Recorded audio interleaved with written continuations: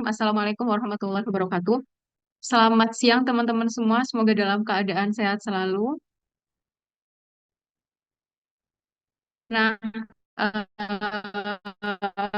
ini tidak seperti biasa ya. Hari ini kita akan tapi online. Jadi semoga dimanapun kalian berada tetap bisa fokus ya, seperti kuliah yang ada di kelas. Nah, kemarin kalian sudah belajar mengenai metabolisme lipid ya terakhir kemarin, baik katabolismenya dan juga anabolismenya. Nah, hari ini kita move ke biomolekul yang lain ya, yaitu protein. Yang kalian tahu tiap hari kita pasti mengkonsumsi protein ya untuk memenuhi kebutuhan tubuh kita. Nah, langsung saja saya persilahkan kepada Naya ya dan kawan-kawan untuk mempresentasikan hasil diskusi kelompoknya. Silakan. Baik, terima kasih atas kesempatannya. Sebelumnya saya buka dulu. Assalamualaikum warahmatullahi wabarakatuh.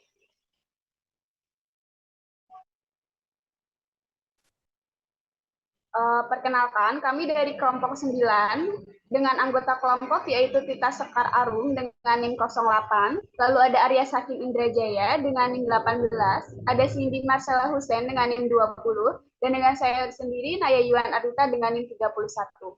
Pada hari ini kita akan mempresentasikan hasil kerja kelompok kami yaitu metabolisme senyawa N, katabolisme protein.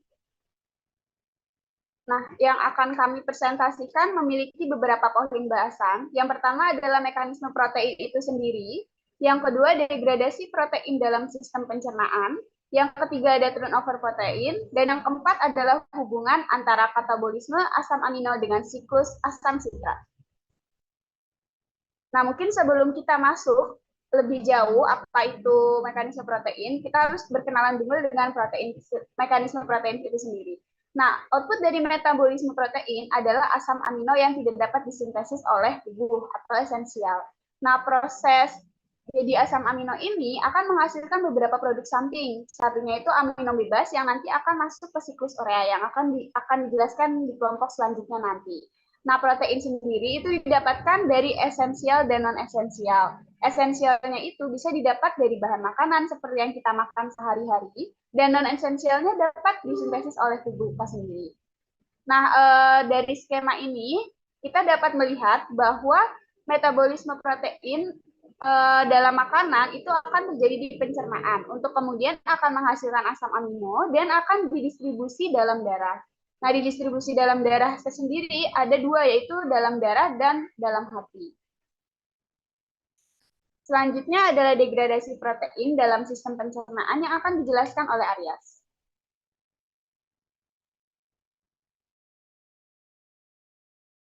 Tes, tes, tes. Masuk nggak suaranya? Tes, tes. Masuk. Halo. Ya, sudah masuk kan? Oh ya. Oke. Satu sebelumnya.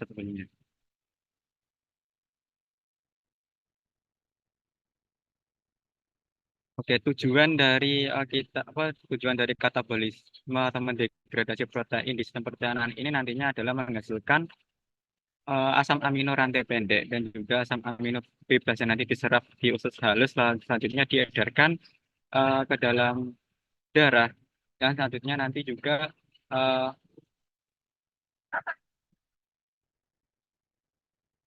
yang nantinya akan nanti terjadi transaminasi deaminasi yang akan dijelaskan oleh teman saya selanjutnya, menjadi komponen penting untuk eh, siklus Krebs sehingga menghasilkan energi gitu.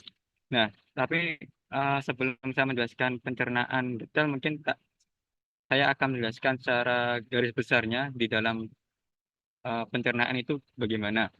Nah, yang pertama, belum belum itu. Mungkin teman-teman bisa lihat di tabel gambar ini bahwa ketika protein itu masuk, nanti akan masuk pertama itu ke sistem pencernaan di lambung.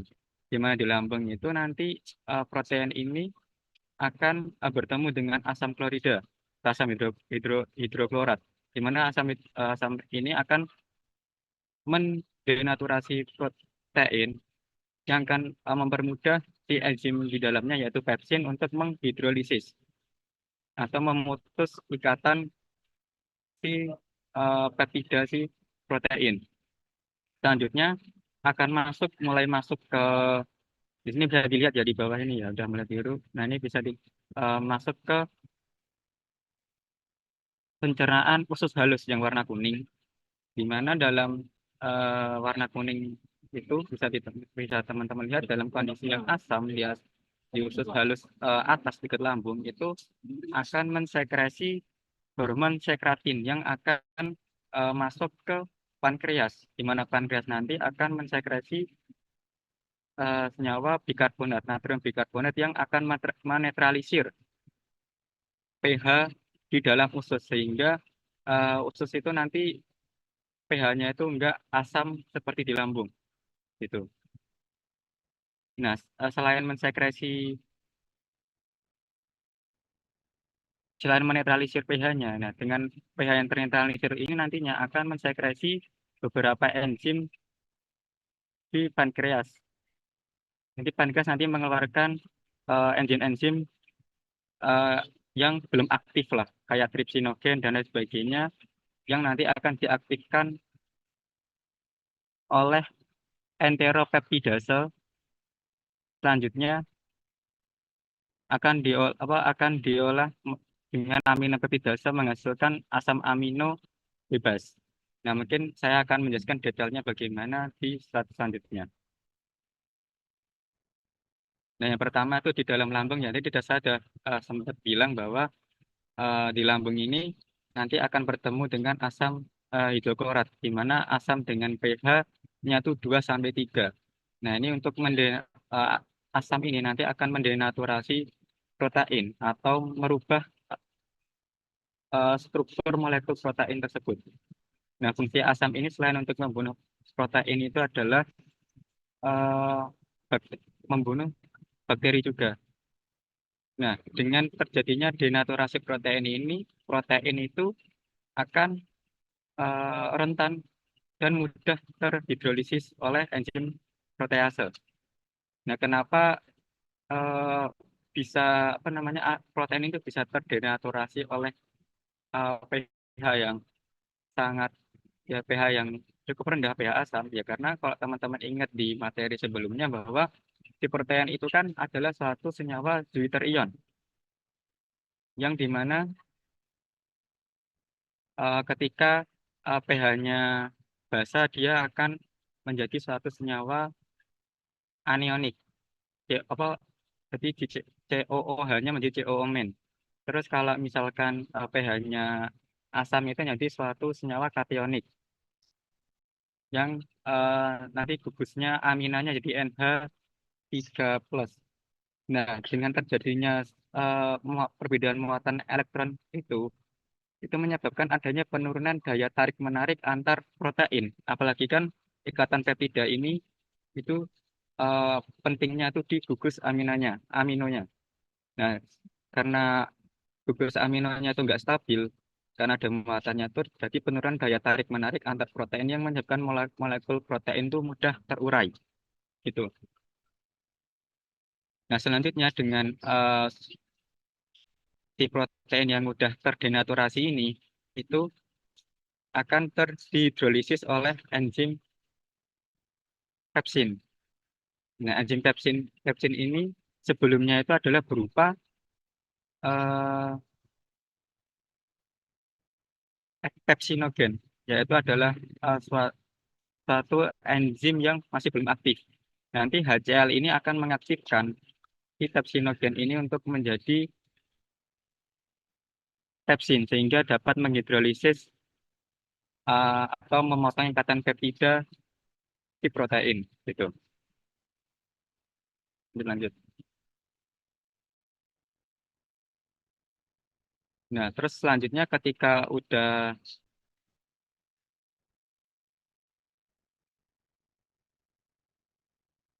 terhidrolisis ikatan peptidanya, terus si protein yang udah menjadi rantai pendek ini masuk ke usus halus. Nah, polipeptida besar yang dihasilkan di lambung melalui kerja pepsin selanjutnya akan dipecah menjadi oligopeptida dan asam amino oleh sekelompok protease pankreas yang meliputi endopeptidase. pemecahan di sebelah dalam dan maupun eksopeptidase pemotongan pada ujung. Jadi bisa dilihat di usus halus ini nanti itu protein juga akan terpecah-pecah oleh enzim protease seperti tripsin, terus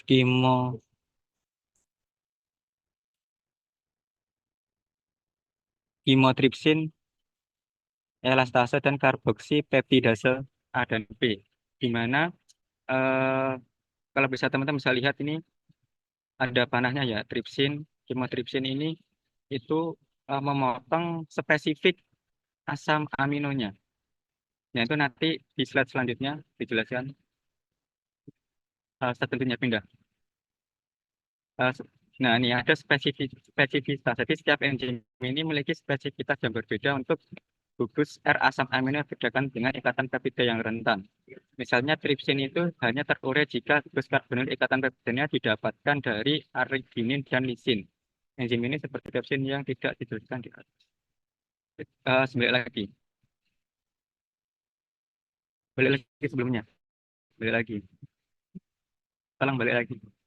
Nah, di tripsin ini tuh kan dia hanya akan memotong si arginin sama si arginin si lisin doang. Termasuk juga si kimotripsin dia hanya memotong asam amino yang ada di gambar ini. Jadi sudah spesifik gitu. Lanjut lagi, lanjut.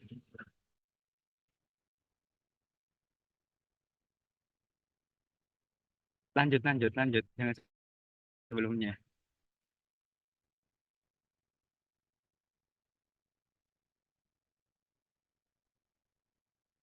Nah, terus bagaimana si enzim-enzim tadi ya, si tripsin itu bisa aktif. Nah, itu adalah sebelumnya itu karena adanya koleositokinin dan sekretin. Jadi bisa dilihat di gambar ini ketika dia HCl asam protein dari HCl ini masuk ke usus halus.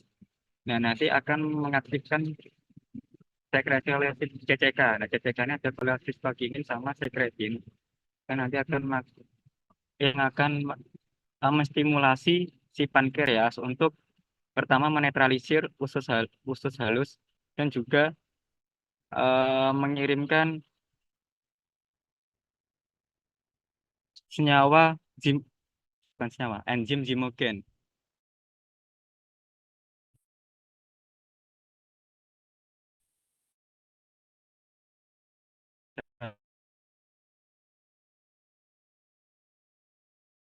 Eh, Lanjut ya.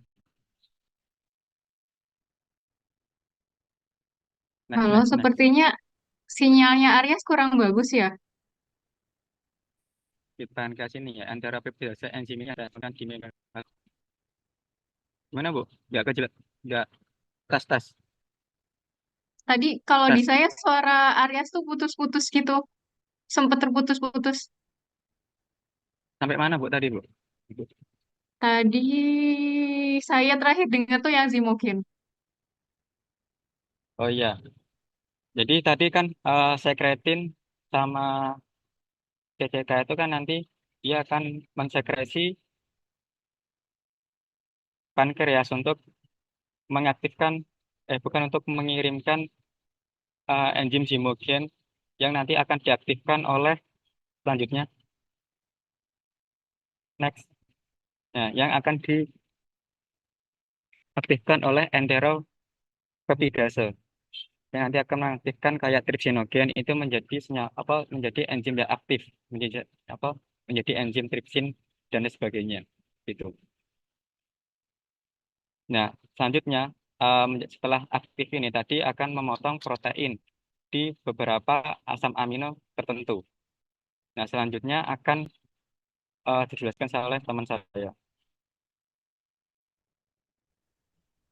Izin melanjutkan lagi terkait pencernaan ini. Jadi nanti enteropeptidase ini dia akan mensintesis apa dia ditemukannya itu di membran Bruce border. Jadi permukaan lumen sel mukosa usus halus yang akan mengubah zimogen tripsinogen pankreas dia akan berubah menjadi tripsin. Nah, dia tuh Perubahannya itu dilakukan dengan cara membuang heksapeptida dari ujung N tripsinogen. Nah, selanjutnya tripsin yang sudah terbentuk, dia akan mengubah molekul tripsinogen lainnya menjadi tripsin dengan memecah ikatan peptida yang spesifik yang sudah tadi dijelaskan oleh Aryas di zimogen dalam jumlah terbatas. Nah, selanjutnya adalah pencernaan protein oleh usus halus yang akan dijelaskan oleh Sekar. Baik, selanjutnya ada pencernaan protein oleh usus halus. Permukaan lumen usus halus mengandung aminopeptidase, yakni eksopeptidase yang berulang kali memecah dari oligopeptida untuk menghasilkan asam amino bebas peptida yang lebih kecil. Nah, dapat dilihat pada gambar bahwa peptida itu dapat dipecah di tengah dan di ujung ikatan peptida yang akan menghasilkan peptida yang lebih kecil. Next. Selanjutnya ada absorpsi asam amino dan peptida berukuran kecil.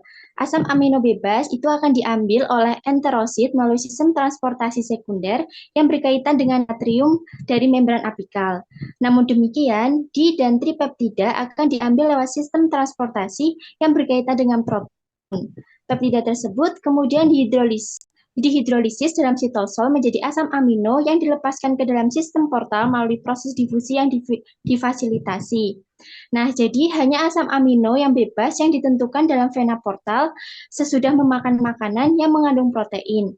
Nah, asam amino ini dapat dimetabolisme dalam hati atau dilepas ke dalam sirkulasi umum. Selanjutnya ada turnover protein. Turnover protein merupakan proses degradasi dan sintesis protein secara berkelanjutan yang setiap hari terjadi terutama pada protein otot. Nah, sekitar 75% asam amino ini digunakan untuk mensintesis protein dalam turnover protein. Asam amino tersebut dapat diperoleh dari protein yang berasal dari makanan atau hasil degradasi protein di dalam tubuh. Sebagian besar protein dalam tubuh akan terus-menerus disintesis dan kemudian didegradasi yang memungkinkan terjadinya penghapusan protein abnormal atau tidak dibutuhkan. Nah, protease merupakan kompleks protein yang mendegradasi suatu protein yang tidak dibutuhkan atau rusak dengan cara proteolisis atau reaksi kimia yang memutuskan ikatan peptida. Secara struktur, protease berbentuk seperti sebuah tabung silindris katup. Teman-teman dapat lihat di slide itu gambar di atas dan bawah itu berbentuk seperti katup. Nah, proteasem ini mampu mengenali protein mana saja yang harus diurai di dalam tubuhnya. Hal ini tidak dilakukannya sendiri, melainkan bersama ubiquitin. Ubiquitin merupakan protein kecil yang ditemukan pada sebagian besar zat eukariotik. Ubiquitin ini sebagai pemicu pertama pengaktifan grup kerja penguraian protein. Nah, nantinya proteasem dan ubiquitin ini akan mengalami suatu mekanisme yang akan dijelaskan oleh Naya. Nah, selanjutnya yaitu mekanisme proteasem ubiquitin. Jadi yang sudah dijelaskan bahwa beberapa protein rusak itu akan masuk ke proteasem untuk dihancurkan. Nah, biasanya protein yang rusak ini berada di dalam darah. Nah, apa sih peranan ubiquitin dengan proteasome ini? Ubiquitin itu adalah pemicu pertama pengaktifan grup kerja penguraian protein yang akan bekerja sama dengan enzim-enzim tertentu. Nah, enzim-enzimnya itu ada E1S, E2S, dan E3S. E1S sendiri merupakan ubiquitin enzim, lalu yang E2S adalah ubiquitin conjugation, lalu yang E3S adalah ligasi dengan ubiquitin ligase. Nah, teman-teman bisa lihat dari sebentar. Nah, teman-teman bisa lihat dari skemanya. Nah, langkah pertama, ubiquitinnya itu yang warna merah, bulatan warna merah, dia itu akan bergandengan dengan S1. Nah, kenapa dia bisa bergandengan? Karena S1 tersebut yang semula diam, jadi dia awalnya diam, itu nanti akan jadi aktif karena sudah berkaitan dengan si ubiquitin ini. Nah, selanjutnya, S1 yang sudah aktif, dia akan menempel lagi ke E2. Nah, itu bisa dilihat di gambar. Jadi E2-nya itu sudah berikatan dengan ubiquitin juga. Nah, kenapa ada E2 ini? Karena E2 itu menjadi jembatan penghubung antara enzim E3 dengan S1 saling berikatan. Nah, jadi nanti hasil akhirnya adalah S1, E2, E3 dengan ubiquitin itu sendiri. Nah, dari ketiga enzim dan ubiquitin ini, dia akan menempel ke protein yang rusak atau target protein yang rusak. Nah, ketika dia sudah menempel pada target protein yang rusak ini, S1 yang awalnya ubiquitin yang awalnya ada di pundak S1 ini, dia akan berpindah ke pundak ke protein yang rusak. Itu ada di target dengan bulatan ubiquitin yang banyak. Nah, ubiquitinnya ini nanti dia akan manggil teman-teman yang lain untuk membentuk 4 atau lebih ubiquitin. Nah, banyaknya ubiquitin ini akan memberi sinyal kepada proteasom. Sinyalnya tersebut akan ditangkap oleh proteasom. Kemudian proteasom akan memasukkan protein target yang rusak untuk kemudian dipecah menjadi fragmen-fragmen yang lebih kecil. Nah, enzim-enzim di dalam proteasom itu dia melakukan aktivitas pemotongan protein yang diuraikan menjadi potongan-potongan yang lebih kecil dan kemudian hasil akhirnya adalah asam amino. Selanjutnya adalah hubungan antara katabolisme asam amino dengan siklus asam sitrat yang dijelaskan oleh Cindy. Baik, jadi hubungan antara metabolisme asam amino dan asam sitrat itu tahap awal reaksi metabolisme asam amino melibatkan pelepasan gugus amino, kemudian baru perubahan kerangka karbon pada molekul asam amino. Nah, dua prosesnya itu ada transminasi dan deaminasi. Yang pertama adalah transminasi. Transminasi itu merupakan proses katabolisme asam amino yang melibatkan pemindahan gugus amino 1 ke gugus amino yang lain. Jadi, dalam reaksi transminasi ini, gugus aminonya dari suatu asam amino itu dipindahkan ke salah satu dari 3 senyawa keto. Nah, senyawa ketonya itu ada pirufat, alfa ketoglutarat, atau oksaloasetat. Nanti, senyawa ketonya ini diubah menjadi asam amino, sedangkan asam amino yang ditinggal yang sebelumnya itu menjadi asam keto. Enzim yang membantu dalam reaksi ini itu ada enzim alanin transminase dan glutamat transminase. Reaksinya itu dapat dilihat di bawah. Jadi yang alanin transminase itu membantu asam amino untuk berikatan sama asam pirufat, terus nanti hasilnya jadi asam alfa keto dan alanin. Terus kalau yang glutamat transminase itu untuk asam amino dan asam alfa keto glutarat, hasilnya itu ada asam alfa keto dan asam glutamat. Jadi mereka ini memiliki kekhasan masing-masing. Kalau yang alanin transminase itu untuk substrat pirufat alanin. Jadi selama ada asam pirufat, maka alanin transminase ini bisa mengubah berbagai jenis asam amino menjadi alanin. Nah, reaksinya ini bersifat reversibel. Terus kalau misal hasil dari transminasinya itu, alaninnya, itu terdapat dalam jumlah banyak, maka alanin yang dihasilkan dari reaksinya itu akan diubah menjadi asam glutamat yang dibantu dengan katalis alanin glutamat transminase. Untuk reaksinya yang ada di bawah itu, alanin ditambah asam alfa ketoglutarat menjadi asam pirufat plus asam glutamat. Kalau dari reaksi itu dapat dilihat kan, kalau asam ketoglutarat itu merupakan akseptor gugus amino yang terakhir. Jadi hasil keseluruhan dari reaksi transminasi itu hasilnya adalah asam glutamat. Kan ini enzimnya ada 3 ya. Nah, selain itu tuh ada koenzim. Koenzimnya itu namanya piridoxal fosfat. Next. Terus yang kedua itu ada deaminasi oksidatif. Kan tadi asam aminonya dengan reaksi transminasi diubah menjadi asam glutamat. Tapi itu dalam beberapa sel, misalnya dalam bakteri, asam glutamat itu dapat mengalami proses deaminasi oksidatif. Itu dibantu pakai katalis berupa glutamat dehidrogenase. Untuk reaksinya itu ada di bawah, asam glutamat tambah NAD+, menjadi asam alfa ketoglutarat plus NH4 plus NADH plus H plus. Jadi itu dalam proses ini asam glutamatnya itu melepaskan gugus amino. Di sini itu bentuknya sebagai NH4 plus. Terus kan di reaksinya itu ada NAD plus. Nah, selain itu glutamat dehidrogenase itu juga bisa menggunakan NADP plus sebagai aseptor elektronnya. Jadi hubungannya itu sebenarnya yang menghubungkan metabolisme asam amino sama siklus asam sitrat itu sebenarnya asetil koenzim A. Jadi itu kalau mau masuk ke proses siklus asam sitrat itu nanti dibentuk jadi asetil koenzim A dulu. Nah, di sini kan ada skemanya. Kan asam amino itu ada banyak. Terus misal saya ambil contoh yang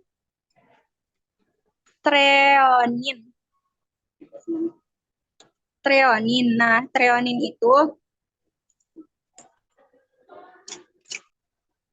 itu ada yang di atas, yang di pojok kiri atas, sama yang di bawah itu kan dekat tulisan merah.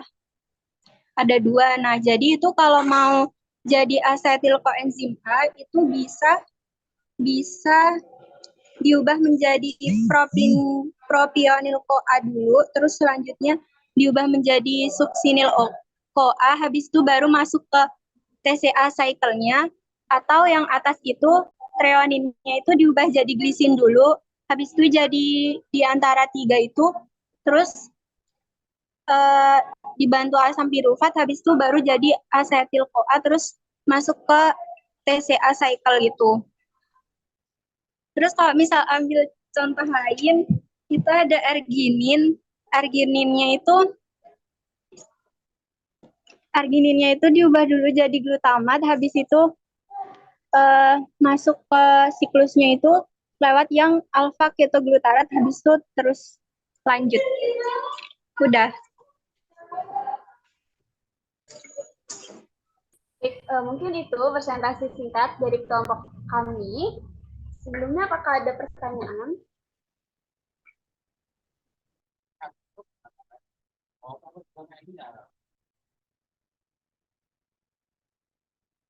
Oke, silakan kalau ada pertanyaan. Ini sepertinya Aryas dan kawan-kawan udah siap menjawab pertanyaan dari kalian.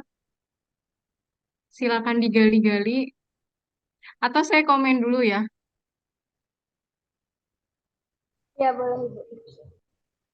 Oke, terima kasih untuk presentasi dari Aryas, Naya, Tiara, sama satu lagi tadi siapa ya? Maaf, saya lupa. Em,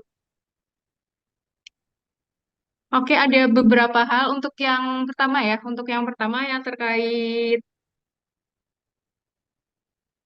proses pencernaan proteinnya tadi cukup lengkap ya menurut saya. Jadi tadi udah dijelaskan secara panjang kali lebar kali tinggi ya. Dari mulai protein turnover-nya. Protein turnover itu sederhananya itu gimana caranya antara protein yang dibutuhkan ya, antara protein yang dibutuhkan dan juga protein yang masuk itu pada akhirnya nanti balance gitu. Itu garis besarnya. Tadi udah dijelaskan ya gimana proses ini ya degradasinya. Degradasi itu berarti maksudnya protein-protein yang pada akhirnya nggak dibutuhkan atau dialihkan untuk pembentukan protein yang baru ya ke sintesis. Kemudian sintesisnya agar sesuai dengan kebutuhan itu seperti apa, itu ada pengaturannya.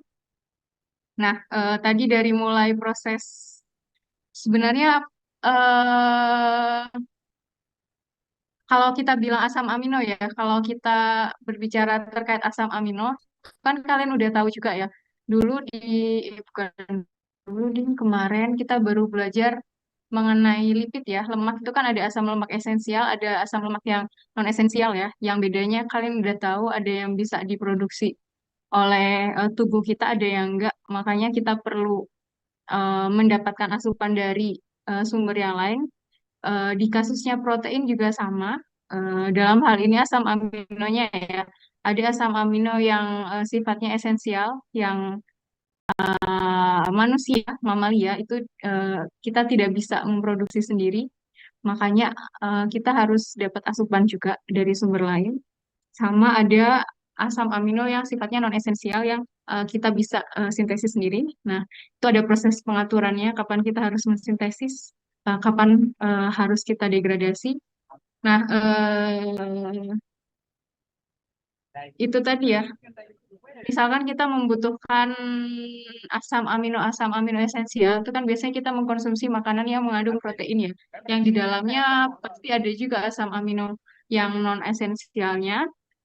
Nah, gimana caranya protein yang awalnya kompleks itu ya, terus akhirnya berakhir jadi sederhana. Tadi udah dijelaskan oleh teman kalian ya, gimana protein itu melewati lambung ya, apa yang terjadi di lambung, kemudian setelah masuk ke lambung, dia masuk ke usus halus ya. Dan di usus halus itu ada mekanisme-mekanisme tertentu yang tadi udah dijelaskan sama teman kalian ya, bagaimana asam amino yang masuk ke usus halus itu ya, pada akhirnya dia bisa men-trigger ya, bisa men-trigger pankreas untuk mensekresikan apa tadi, mensekresikan hormon ya, atau kebalik tadi, asam amino dia menstimulasi sekresi hormon tertentu dan hormonnya itu dia menyebabkan si pankreas itu mengeluarkan asam ya, asam bikarbonat. Nanti silakan dicek yang benar gimana Naya dan kawan-kawan. Asam amino yang mengaktifkan produksi hormonnya, terus baru mengaktifkan pankreas atau seperti apa tadi? Bisa dikonfirmasi. Sama Aryas mungkin ya yang menjelaskan tadi ya. Iya Bu, itu mengaktifkan hormon apa koleosistokinin sama sekretin. Oke, terus setelah diproduksi kolesistokinin sama sekretin, terus apa yang terjadi? Si pankreasnya itu nanti mengeluarkan zimogen Bu, yang buat, Oke, berarti yang nah ini, ya, kolesistokinin itu si hormon-hormon tadi men-trigger pankreas ya, iya, agar dia bisa memproduksi si zimogen. Zimogen itu diproduksinya sama pankreas juga ya. Sebentar.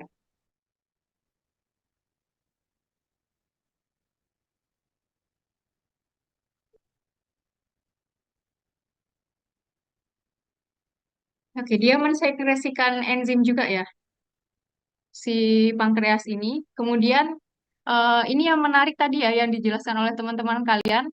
Jadi kebanyakan enzim yang terlibat dalam proses degradasi protein itu pertamanya dia berada dalam kondisi yang tidak aktif ya. Terus habis itu dia atau istilahnya zimogen, zimogen itu dia enzim yang masih belum aktif, baru nanti dia diaktifkan. Nah, pengaktifannya tadi macam-macam ya. Ada yang karena asam dia aktif, ada yang ini kalau yang dijelaskan pas di slide ini dia bisa aktif kalau ada ujung heksapeptidanya yang diputus.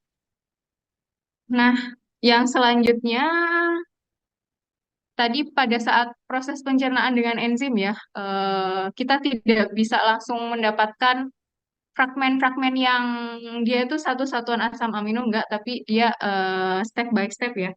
Dari yang awalnya apa namanya gede banget dari jadi oligopeptida yang pendek, baru nanti ada enzim-enzim lain.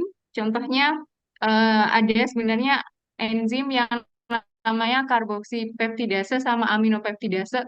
Itu dia bisa memutus ada yang memutusnya dari ujung aminonya, ada yang dari ujung karboksilnya. Dan pada akhirnya dia bisa jadi satu satuan asam amino yang apa namanya?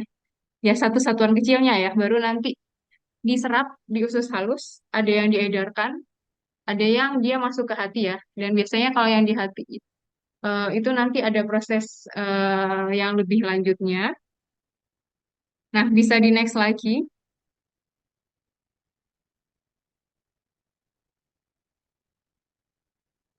Bisa di next lagi.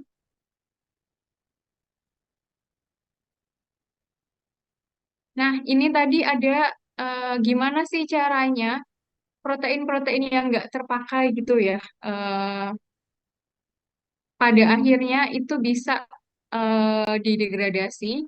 Nah, ini ada yang namanya proteosom. Proteosom itu tadi udah dijelaskan sama teman kalian, bentuknya kayak apa namanya? Kayak tong, kayak tabung ya.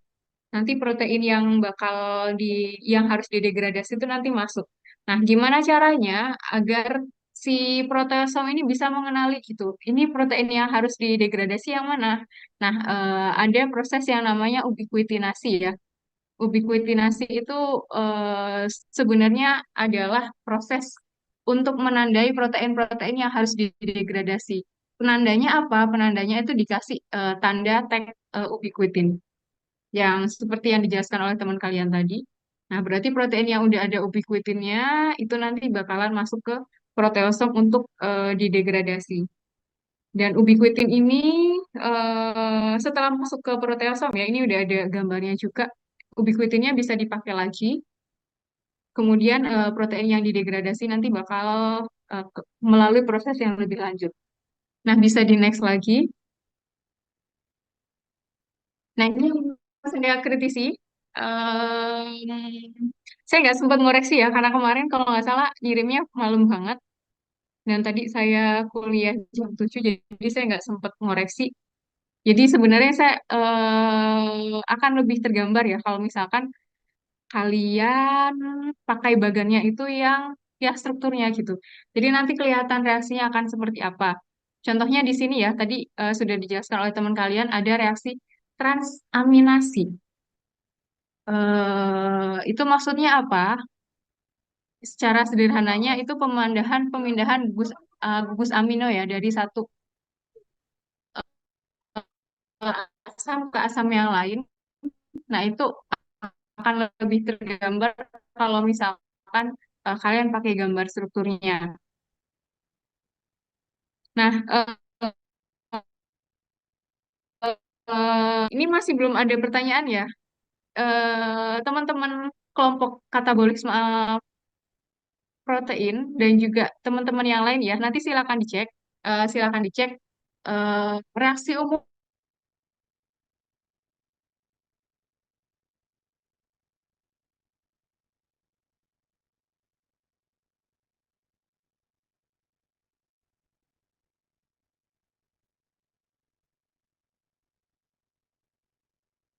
Saya kepental ya. Iya, Ibu, tadi suara sempat terputus. Oke. Eh, Kalau misalkan putus lagi, nanti saya di info ya. Jadi ini tugas dari kalian. Kalau misalkan nggak ada pertanyaan ya, nanti silakan dicari semuanya ya ini ya. Karena kan sekalian mau siap-siap buat UAS juga ya. Nanti silakan dicek reaksi transaminasi yang umum itu seperti apa. Karena kan asam amino itu banyak ya, ada 20 ya. Nah, sedangkan yang alanin transaminase sama glutama transaminase itu sebenarnya enzim-enzim yang dia itu tugasnya hanya untuk alanin gitu. Sama hanya untuk glutamat kalau nggak salah. Nah, terus nasib-nasibnya asam amino yang lain gimana? Jadi sebenarnya ada reaksi umumnya ya. Reaksinya sebenarnya kalau step pertamanya tuh pasti ada reaksi transaminasi, ada pemindahan, dia dikatalis oleh secara umum dia disebut enzimnya aminotransferase ya. Kalau yang bertindak untuk transaminasi alanin itu dinamakan alanin transaminase, untuk yang glutamat dia glutamat transaminase. Nah, nanti kalau kalian nemu gambar yang strukturnya itu akan kelihatan banget bagaimana proses perpindahan gugus aminonya dari satu asam ke asam yang lain.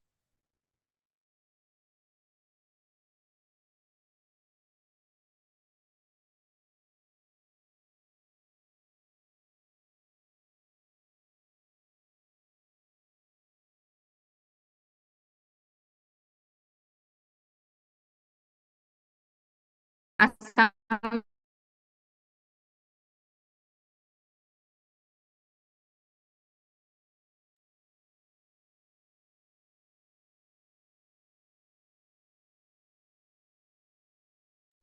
Bu Ika, maaf suaranya kembali terputus, Bu.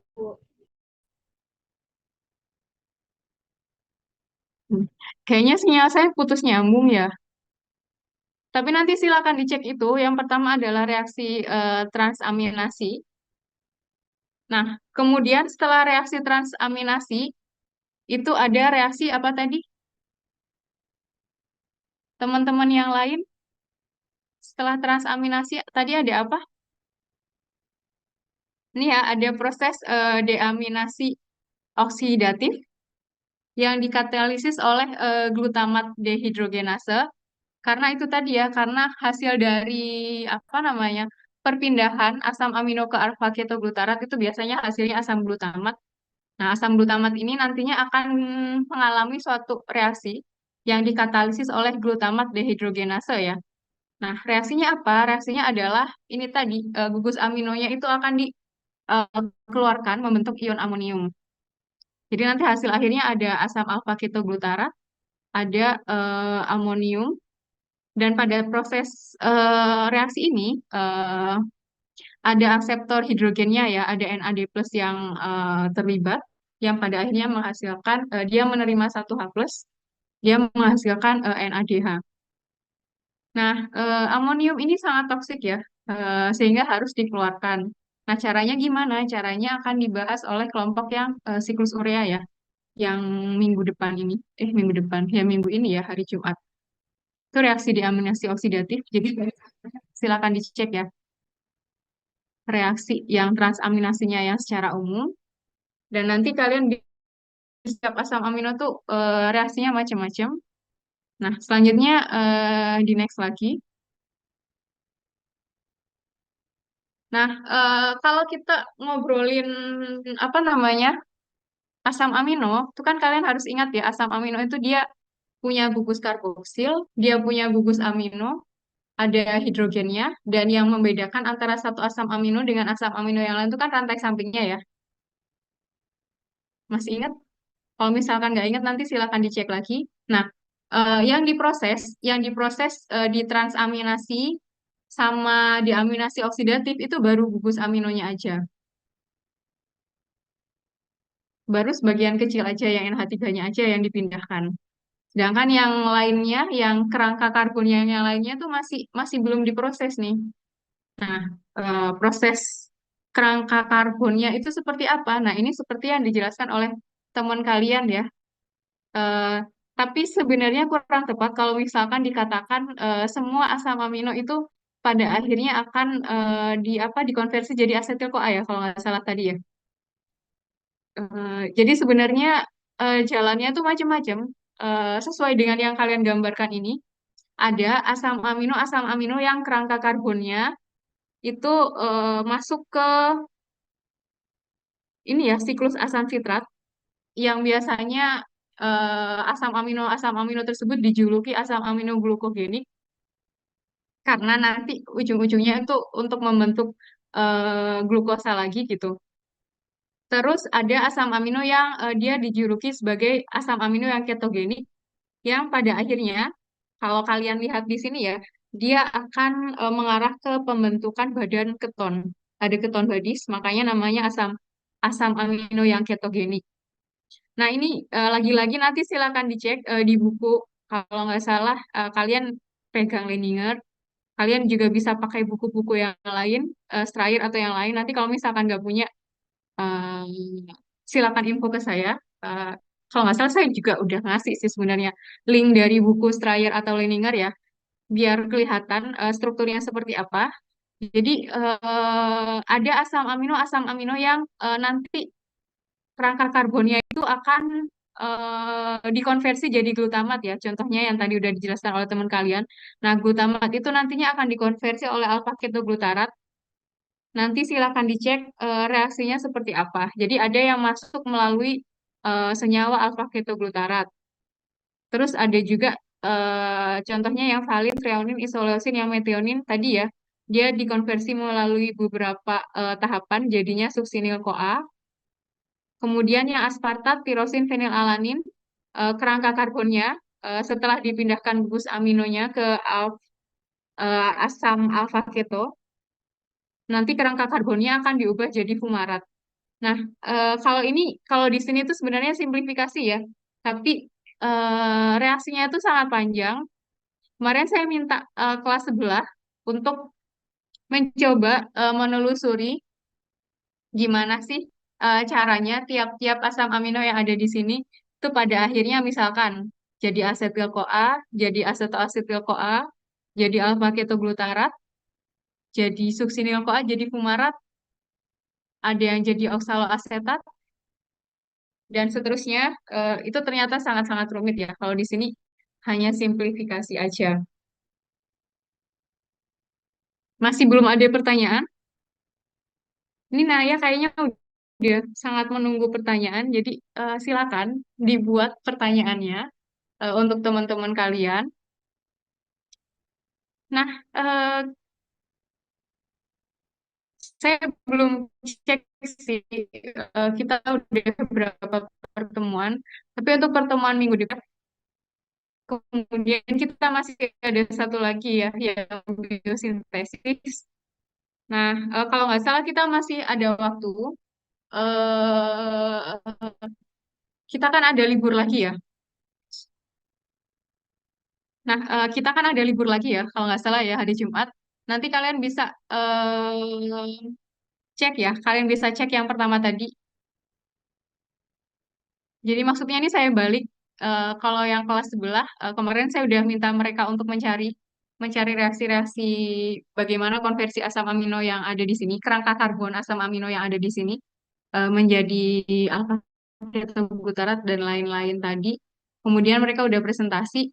Tapi kalau yang kalian ini saya balik ya, minggu ini kalian siklus urea dulu, baru yang libur, yang pada waktu libur kalian bisa manfaatkan untuk mencari ini, untuk mencari reaksi-reaksi yang terlibat di sini, konversinya seperti apa, hingga pada akhirnya jadi alfa ketobutarat, jadi suksinil CoA dan seterusnya.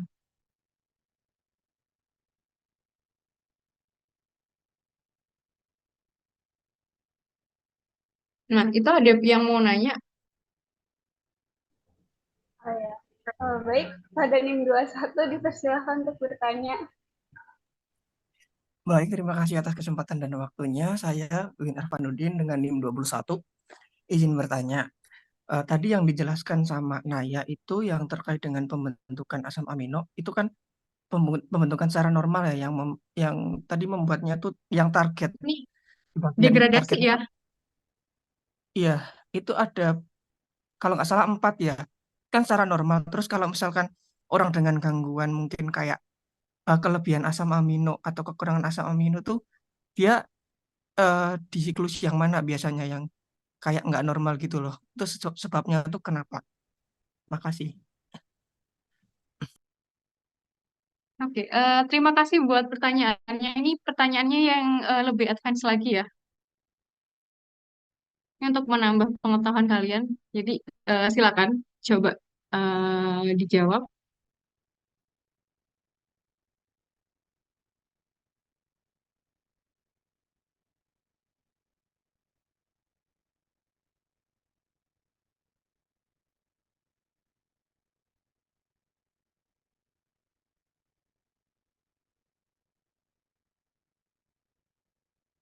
Yang dimasukkan 4 tahap ini benar yang ini ya, maksudnya ya, Iya Bu, benar yang itu tadi. Yang terakhir itu Bu. yang di slide ini. Iya Bu.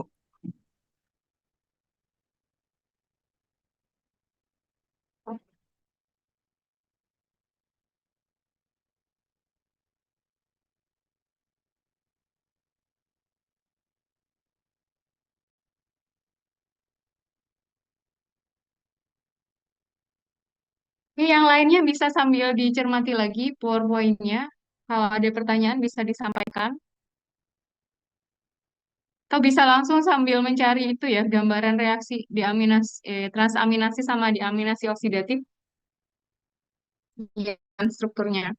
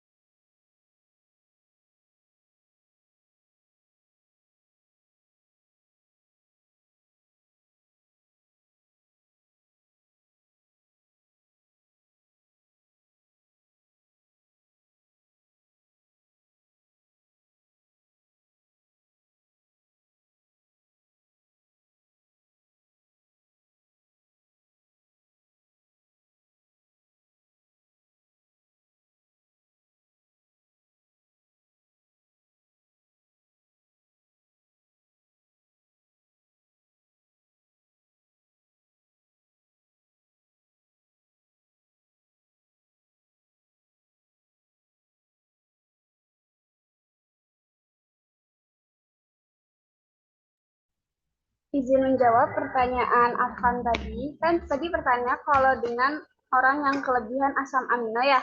Nah, penyakit asam amino itu kan jadi itu kayak phenylketonuria atau hipermetionemia ya. Nah, biasanya kalau dalam yang 4 tahap ini sendiri, yang mana? Yang ini mekanisme, karena kan tadi yang ditunjuk itu mekanisme proteasen dan ubiquitinnya itu sendiri ya. Nah, kalau dalam mekanisme ini tentunya si asam amino itu akan mengganggu mekanisme si proteasem ubiquitin karena kalau secara kerjanya kelebihan asam amino itu dapat membuat si ubiquitinnya itu terganggu sistem kerjanya karena kan tagnya itu dia tuh jadi ngetek banyak protein banyak asam amino. Nah, itu yang bikin proses mekanisme ini terganggu. Nah, tapi pada umumnya kalau misalnya orang dengan kelebihan asam amino itu biasanya dia itu akan dikeluarkan melalui urin. Jadi nanti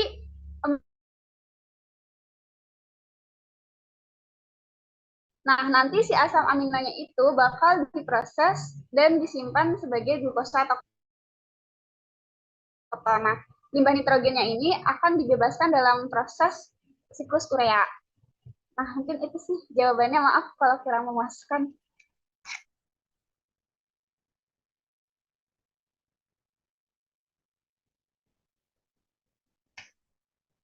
Gimana?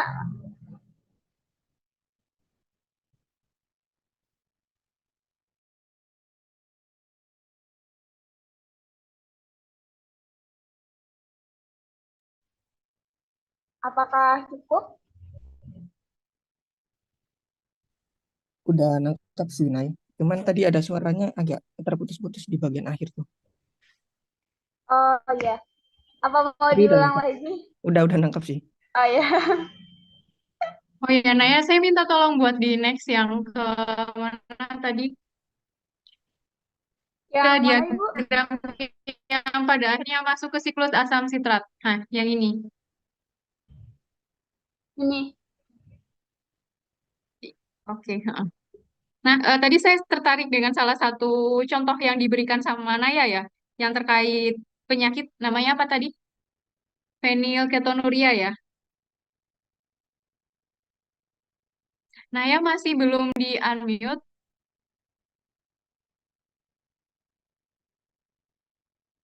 Coba mikrofonnya dibuka dulu, Naya. Halo? Oke. Tadi nama penyakitnya apa? Nggak usah di-close biar nggak buka tutup.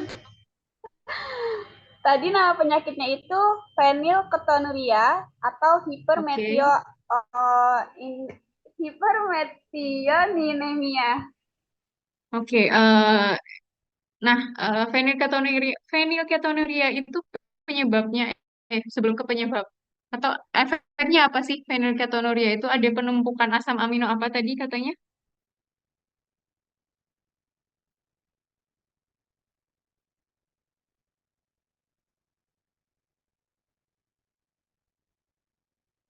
Coba tadi kalau nggak salah ya sempat menyebutkan.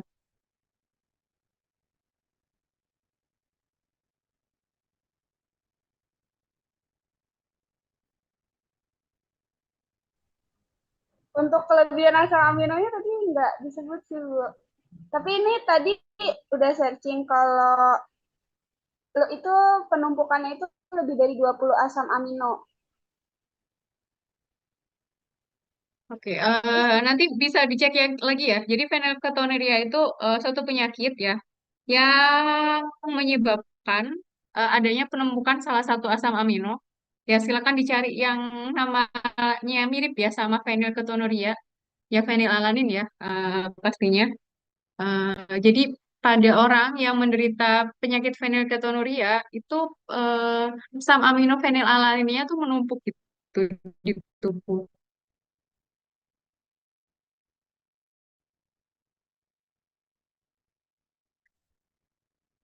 Nah, sebenarnya tadi saya masih belum menangkap hubungan antara,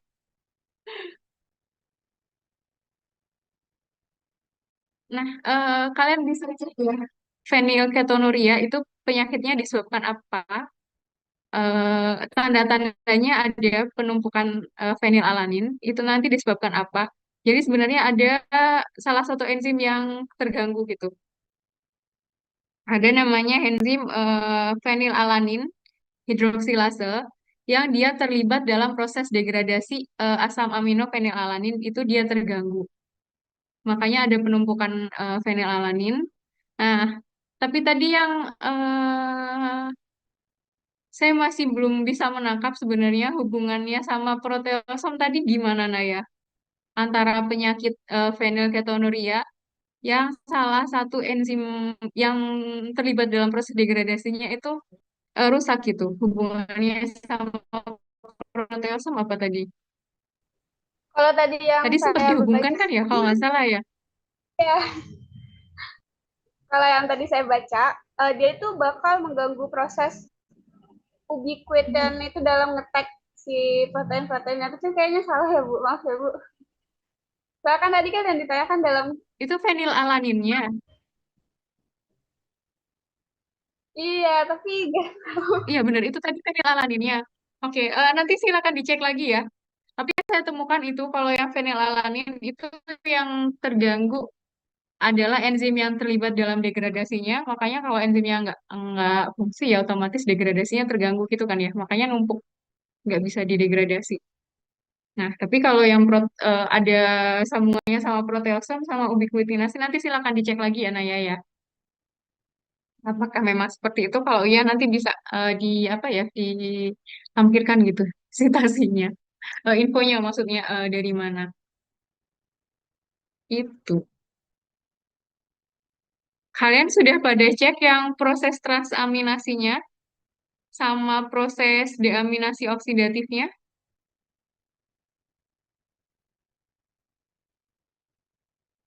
Atau ini ganti saya share screen sebentar ya untuk memperlihatkan reaksi umumnya aja. Hmm.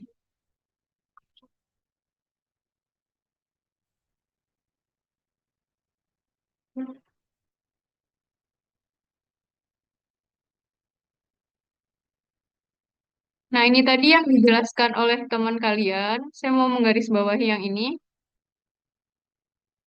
Nah, ini inti dari kuliah degradasi asam aminonya itu yang ini ya, yang reaksi transaminasinya dan juga eh, reaksi deaminasi oksidatifnya.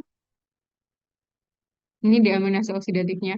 Nah, kalau dalam reaksi transaminasi, ini saya tunjukkan yang bawah ini aja. Nah, ini reaksi umumnya ya, reaksi umumnya. Kalau kalian lihat, ini kita punya suatu asam amino. Ini L asam amino. Asam amino itu kan ada apa istilahnya isomernya ya, ada isomer L, ada isomer D. Kalau yang banyak di mana di tubuh makhluk hidup itu ada L asam amino, makanya di sini ditulisnya L asam amino.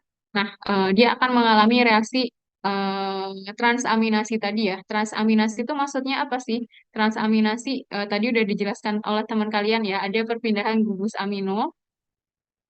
Kalau dipindahkan kayak kalau misalkan kita mau donasi aja ya, donasi itu kan kalau kita donasi uang, berarti yang namanya donasi itu kan pasti ada donaturnya, ada hal yang didonasikan, sama ada akseptornya kan ya.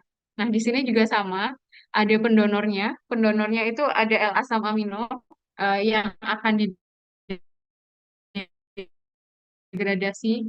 Kemudian penerimanya eh, itu ada alfa ketoglutarat, asam alfa keto. Secara umum ada alfa ketoglutarat, tapi ada asam-asam yang lain juga yang menerima nanti tergantung asam aminonya kalian bisa cek di buku.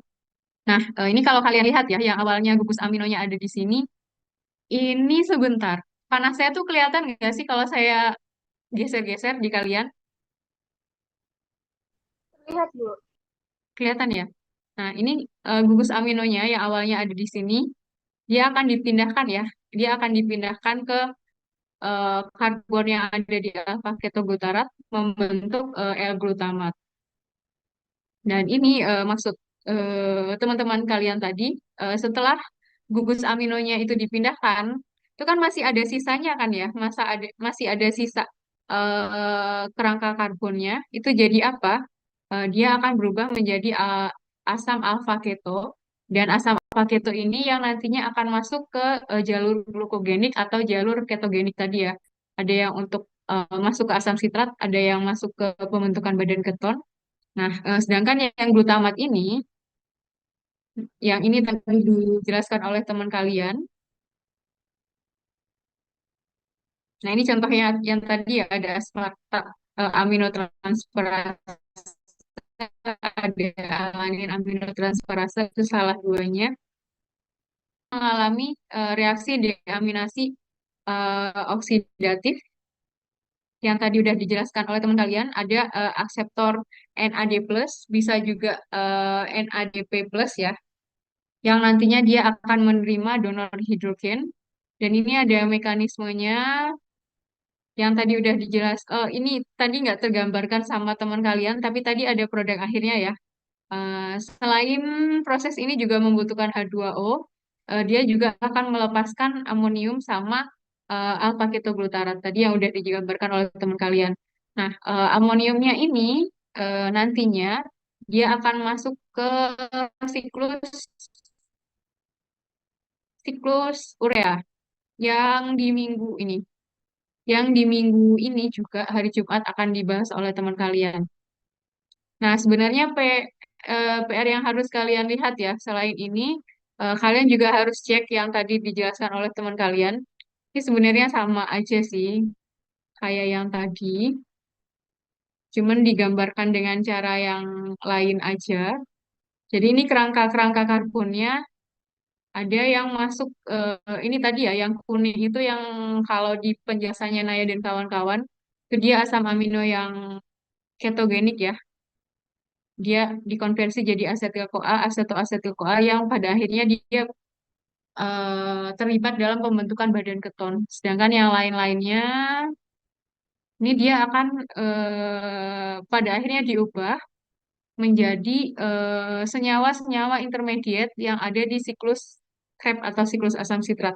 Ada yang diubah jadi alfa ketoglutarat, ada yang diubah jadi suksinil CoA, ada yang diubah jadi fumarat, oksaloasetat, pirufat.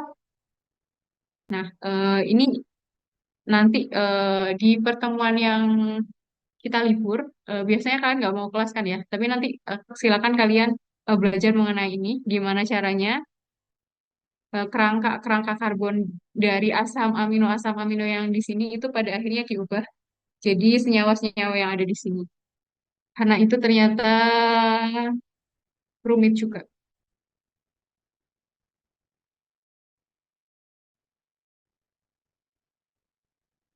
Saya stop share dulu.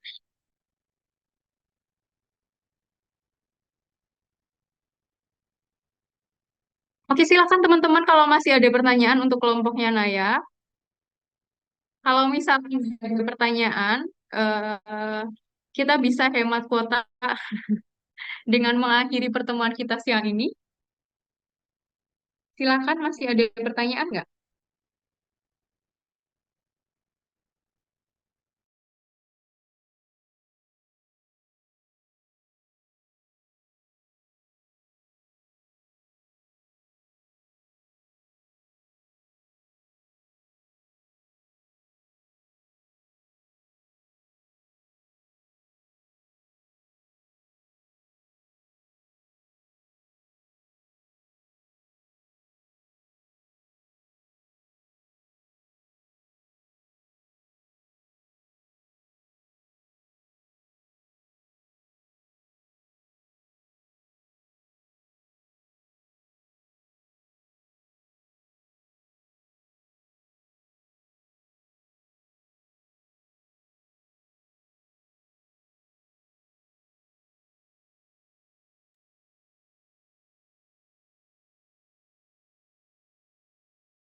Gimana, masih ada pertanyaan atau bisa kita akhiri aja kuliah kita siang ini kalau nggak ada pertanyaan?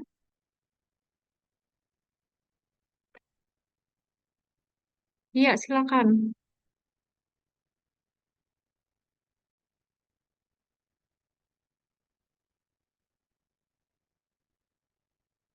Ada pertanyaan atau nggak ada sih? Kalau nggak ada silakan ya.